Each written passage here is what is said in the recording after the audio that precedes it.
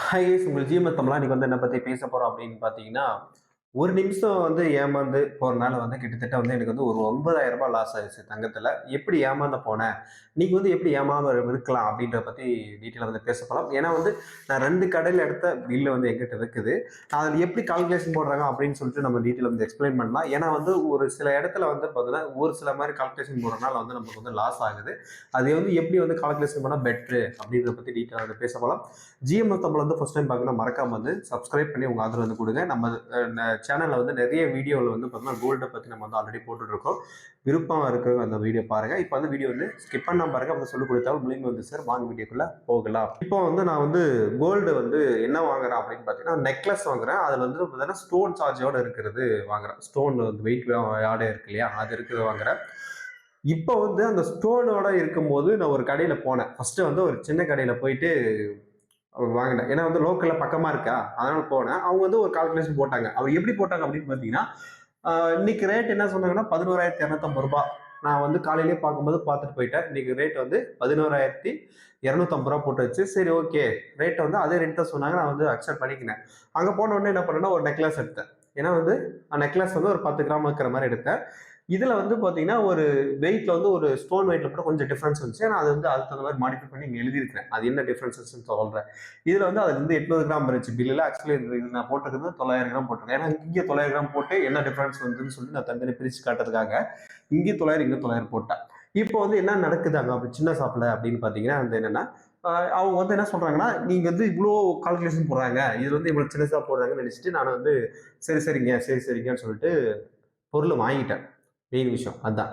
அதுக்கப்புறம் வந்து பார்த்தீங்கன்னா மனசு வந்து தாங்கல. ஏன்னா வந்து இவ்வளோ கிளாரிட்டியா இருக்கிறோம் நாமளே எப்படி வந்து அடுத்த இது வந்து கணிக்கு செக் பண்ணி பார்க்காம நம்ம ஆயிட்டுமே அப்படின்னு உறுத்திட்டே இருந்துச்சு. சார் நான் வந்து இவ்வளோ வாங்குறதில்ல சார். ஏன்னா வந்து கோல்டு ரேட் வந்து அதிகமாகிட்டே போயிட்டு இருக்கு. நீங்களும் வந்து எதுவுமே குறைக்க மாட்டேறீங்க. என்ன சார் பண்றது அப்படின்னா, சார் உங்களுக்காக நான் வந்து ஒரு ரூ. 500 குறைக்கிறேன்னாரு. சார் ரூ. 500 ஒரு பெட்ரோல் போட்டாவே முடிஞ்சு போடுது சார். இதில் போய் என்ன சார் வரப்போகுது அப்படின்னா, ரூ. 1000 டிஸ்கவுண்ட் போட்டு என்ன பண்ணாரு, 3% ஜிஎஸ்டி போட்டு என்ன பண்ணாரு வந்து ரூ. 1,37,903 வந்து பில்ல போட்டு கொடுத்துட்டாரு. நான் வந்துட்டு சரி நம்மளுக்கு தேவை. ஏன்னா வேணும்னு சொன்னா போனேன். அதனால போயிட்டு வாங்கிட்டு வந்துட்டேன்.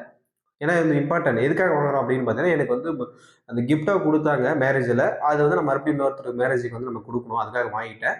சரி முடிஞ்சு போச்சு. இப்போ வந்து இது குடுத்துட்டு வந்துட்டேன். என் மனசு வந்து கேட்கல.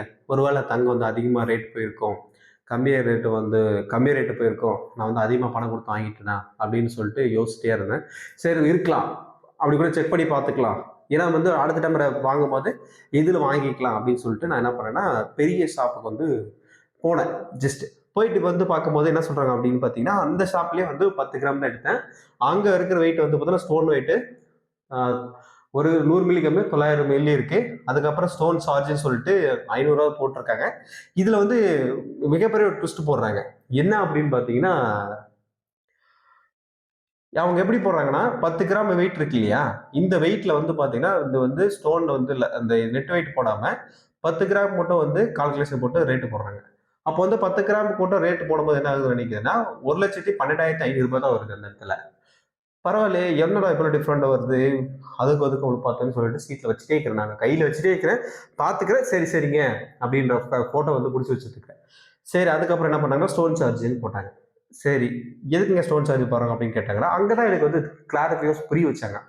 என்னன்னா, சார் நீங்க வந்து வேற நகை கடையில் எடுத்தீங்கன்னா என்ன பண்ணுவாங்கன்னா, தங்கத்துக்கே உங்களோட இந்த ஸ்டோன் வெயிட் நீங்க வந்து தங்கத்தை ரேட்டு கொடுத்து வாங்கணும். நான் எங்க கடையில வந்து இதுக்கு வந்து நாங்க வந்து தனியாவே சார்ஜ் பண்ணிடுறோம். அப்போ வந்து உங்களுக்கு பெனிஃபிட் கிடைக்கும் சார் சொன்னாங்க. அப்பதான் எனக்கு வந்து தெரிய வருது. ஓ இந்த மாதிரி விஷயங்கள் நடக்குது தங்கத்துல அப்படின்னு சொல்லிட்டு. அதுக்கப்புறம் என்ன சொன்னாங்கன்னா, சார் எம்சி வேஸ்டேஜ் இருக்கு, மேக்கிங் சார்ஜ் வேஸ்டேஜ் இருக்கு சார் அப்படின்னாங்க. என்ன சொன்னாங்க அப்படின்னு பாத்தீங்கன்னா, வேஸ்டேஜை பொறுத்த வரைக்கும் என்னன்னா, ஒரு பவுனுக்கு வந்து 1 கிராம் வந்து பார்த்தீங்கன்னா வேஸ்டேஜ் போயிடும் சார் அப்படின்னு விஷயம் சொன்னாங்க. இதுல என்ன போட்டிருக்காங்க அப்படின்னு பார்த்தீங்கன்னா, எம்சில வந்து 5% போடுறாங்க. இந்த வேல்யூக்கு வந்து 5% போட்டா ரூ. 5,625 வருது. அதே மாதிரி இந்த வேலைக்கு வந்து 8% வந்து வேஸ்டேஜா போடுறாங்க. சரி இதெல்லாம் போட்டு முடிச்சுட்டாங்களே. அதுக்கப்புறம் நான் மறுபடியும் அந்த இடத்துல போய் டிஸ்கவுண்ட்டுக்கு வந்து அவங்களே வந்து எனக்கு வந்து ரெஃபர் பண்ணாங்க. சார் எனக்கு வந்து என்னால முடிஞ்சதை வந்து பார்த்தீங்கன்னா, நான் டிஸ்கவுண்ட்டை போட்டு தரேன். அதுக்கப்புறம் நீங்க மேனேஜருக்கு கொஞ்சம் சஜஷன் பண்ணுங்க சார்னாங்க. ஏன்னா வந்து நான் அந்த பொருள் எடுக்குமா வேணாமா அந்த மாதிரி வந்து பேச்சுவார்த்தை வந்து நடந்துட்டு இருக்கு அந்த நகை கடையில். அப்போ வந்து சரி என்ன பார்த்தாங்கன்னா அவங்க வந்து 2000 ரூபாய் வரைக்கும் முடிஞ்ச அளவுக்கு போட்டு கொடுத்தாங்க. அதுக்கப்புறம் அடுத்த லெவலில் போகும்போது மேனேஜர்கிட்ட போயிட்டு ஒரு 500 ரூபா வந்து டிஸ்கவுண்ட் போட்டு கொடுத்தாங்க. அது வந்து எல்லா நகைக்கடையிலும் நடக்குமான்னு கேட்டால் கேள்விக்குறி தான். அந்த டிஸ்கவுண்ட் ஆப்ஷனு கேள்விக்குறி தான். அதுக்கப்புறம் என்ன நடக்குது அப்படின்னா, இந்த டோட்டல் வேல்யூக்கு போட்டு ஜிஎஸ்டி போடுறாங்க. டோட்டல் வேல்யூ போட்டு டோட்டல் அமௌண்ட் போட்டு இதுக்கு வந்து பே பண்ணிட்டாங்க. இதில் இன்னொரு விஷயத்த சொல்கிறாங்க, கேஷாக பே பண்ணால் வந்து பார்த்தீங்கன்னா உங்களுக்கு வந்து நோ சார்ஜஸ். இதை வந்து கிரெடிட் கார்டு பேமெண்ட் பண்ணால் இதுக்கு வந்து சார்ஜ் வரும் அப்படின்னு மாதிரி சொன்னாங்க. அதுக்கப்புறம் ஆன்லைன் பேமெண்ட் மோடுக்குள்ள பேமெண்ட் சார்ஜ் வராது சார் அப்படின்னு சொன்னாங்க. சரி, நான் அதுட்டு இதுக்கு வந்து பார்த்தீங்கன்னா நான் வந்து யூபிஐல பேமெண்ட் பண்ணிட்டு அது வந்துட்டேன். அதுக்கப்புறம் நான் வந்து வீட்டில் வந்து திங்க் பண்ணி பார்த்தேன். அப்போதான் தெரிய வருது, இந்த நகை கடையில் வந்து சின்ன நகை கடையில் வந்து கால்குலேஷன் வேஸ்டேஜ் வந்து 10%, இங்கே வந்து 5.8 13% எக்ஸ்ட்ரா வாங்குறாங்க. ஆனால் பட் வந்து இங்கே 10% வாங்குறாங்க. இங்கே வந்து வேல்யூ பட்டா இங்கே வந்து ஜாஸ்தியாக வருது, இங்கே வந்து கம்மியாக வருது அப்படின்ற விஷயத்த வந்து சொன்னேன். அதே இங்கே 2500 ரூபாய் அங்கே டிஸ்கவுண்ட் போட்டிருந்தாலும் இங்கே கிட்டத்தட்ட வந்து ஒரு 5000 ரூபாய் வந்து நம்மளுக்கு வந்து எக்ஸ்ட்ரா தான் வாங்குறாங்க. அதுக்கப்புறம் தான் யோசிச்சேன், அவங்க சொன்னாங்க இல்லையா இந்த ஸ்டோன் வெயிட் இருக்கு இல்லையா, 10 கிராமுக்கு மேலே கோல்டுக்கு மேலே என்ன ஸ்டோன் இருக்கும் அந்த வெயிட் வந்து பார்த்தீங்கன்னா இவங்க வந்து தங்கத்தை ரேட்டை வாங்கிக்கிறாங்க. இப்போ தங்கத்து ரேட் என்னதுன்னா 11,250 ரூபாய். அப்போ இது 11,250 ரூபாய்க்கு வந்து பார்த்தீங்கன்னா 1 கிராம் ரேட்டுக்கு இது போட்டிங்கன்னா அந்த ரேட்டு கொடுக்குறாங்க. ஆனால் இவங்க என்ன போடுறாங்கன்னா 500 ரூபாய் முடிஞ்சு போச்சு.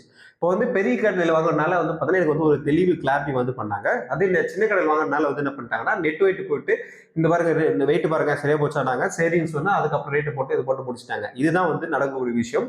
அதுக்கப்புறம் நம்ம வந்து டிஃபரன்ஸ் பார்த்தீங்கன்னா வந்து கிட்டத்தட்ட வந்து 9,540 ரூபா வந்து நான் வந்து லாஸ் பண்ணிட்டேன். அப்போ நான் வந்து 10 கிராம், அப்போ வந்து ஒரு பவுனு கொஞ்சம் 2 கிராம் எக்ஸ்ட்ரா இருக்கு. இதுக்கே வந்து நான் வந்து பார்த்தீங்கன்னா 9,000 ரூபாய் வரைக்கும் லாஸ் பண்ணியிருக்கேன்.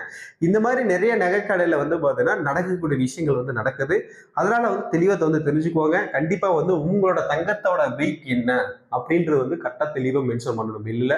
இப்போ என்கிட்ட கொடுத்த பில்லில் வந்து பார்த்தீங்கன்னா அந்த எப்படி கால்குலேஷன் போட்டிருக்கோம் பில்லில் போட்டிருக்கோம் ஸ்ட்ரக்சர் அதே மாதிரி தான் நான் வந்து எழுதியிருக்கிறேன். இவங்க இது மாதிரி போட்டு கொடுக்குறாங்க, இவங்க இது மாதிரி போட்டு கொடுக்குறாங்க. இதுக்கு வந்து ஒரு வரமுறை கிடையாது. இப்போ வந்து நான் வந்து இது வந்து கழிச்சு கேட்கணும், ஸ்டோன் தனியாக பிரித்து கேட்கணும், ஸ்டோன் சேர்த்து கேட்கணும் அப்படின்னு சொல்லிட்டு நான் எந்த இடத்துல பேச முடியல. இப்போ யார்கிட்ட போய் கேட்டாலையும் சார் உங்களுக்கு பில்லில் வெயிட் போட்டிருக்காங்க இல்லைங்க சார், அந்த வெயிட் தான் சார் வரும் அப்படின்னாங்க. சார் நான் பொருளை வந்து சேர்த்து தான் சார் போட்டிருக்கேன் அப்படின்னா நீங்கள் வந்து எங்கேயுமே கேட்க முடியல. இதுக்கு வந்து ஒரு வரமுறை வந்து கொண்டு வரணும்னு என்னோட கருத்து. இந்த மாதிரி நடக்குது ஜுவல்லரி ஷாப்பில் அப்படின்றத வந்து பார்த்தீங்கன்னா நிறைய பேருக்கு ஷேர் பண்ணுங்கள். கண்டிப்பாக வந்து யாரும் ஏமாறாதீங்க அப்படின்றதுக்காக வந்து இந்த வீடியோ. கண்டிப்பாக இந்த வீடியோ யூஸ்ஃபுல்லாக இருக்கும்னு நினைக்கிறேன். நிறைய பேருக்கு இந்த விஷயத்தை வந்து ஷேர் பண்ணுங்கள். ஷேர் பண்ணி நீங்கள் வந்து உங்களோட கருத்துக்கு வந்து கமெண்ட் பாக்ஸில் கமெண்ட் பண்ணுங்கள். பெஸ்ட்டாக தங்கம் வாங்குறதுக்கு யோசிச்சுட்டு நீங்கள் வந்து கால்குலேஷன் பண்ணிக்கோங்க. நம்ம இதுக்கு முன்னாடி எப்படிலாம் வாங்கணும், என்னென்ன தங்கத்தில் நடக்குது அப்படின்ற விஷயத்தை வந்து சொல்லியிருக்கேன். அந்த வீடியோ வந்து ஃப்ரீயாக இருக்க டைமில் பாருங்கன்னு சொல்லிட்டு நெக்ஸ்ட் வந்து சந்திக்கலாம். பாய்.